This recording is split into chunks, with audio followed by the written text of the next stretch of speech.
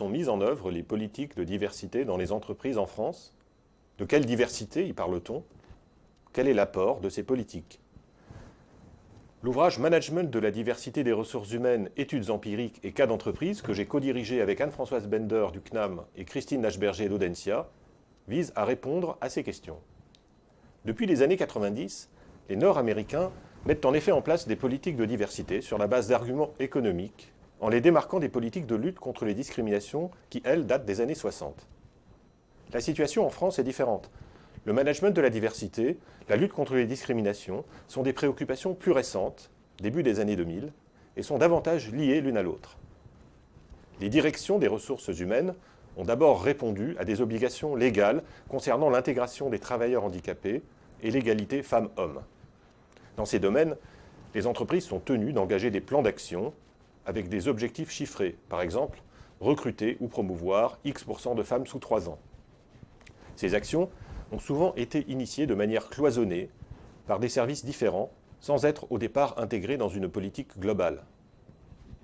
Mais un nombre croissant de grandes entreprises les ont regroupées sous le vocable de politique diversité. Ce terme signale également la volonté d'aller au-delà des dimensions de handicap ou de genre pour inclure l'origine et plus récemment l'orientation sexuelle.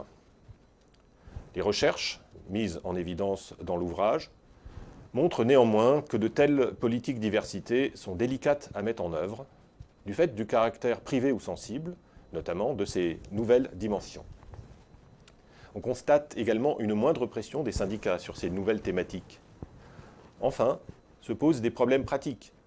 Faut-il compter le nombre d'homosexuels? Ou le nombre de personnes originaires de telle ou telle ethnie? Et si oui, comment?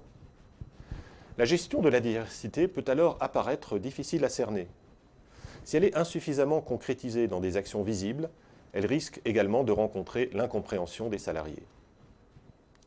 Cela étant, le concept de diversité reste intéressant pour les organisations. La gestion de la diversité, parce qu'elle se donne un objectif ambitieux de changement culturel, invite à une remise en question des cadres de pensée traditionnellement admis dans l'entreprise. Par exemple, les entreprises commencent à favoriser la parentalité des hommes et accompagnent mieux les femmes vers les fonctions managériales.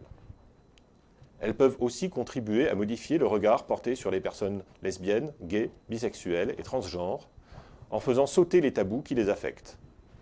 C'est aussi le concept de diversité qui a permis d'aborder pour la première fois l'enjeu des discriminations liées aux origines dans les entreprises, quand bien même avec difficulté. Le management de la diversité est enfin un élément central des politiques de responsabilité sociale de l'entreprise, et elle est scrutée, à ce titre, par les investisseurs, les clients, les syndicats et les administrations.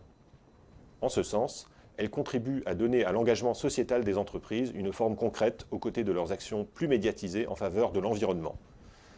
Pour conclure, la mise en œuvre des politiques diversité constitue pour les entreprises françaises une véritable opportunité d'apprentissage collectif.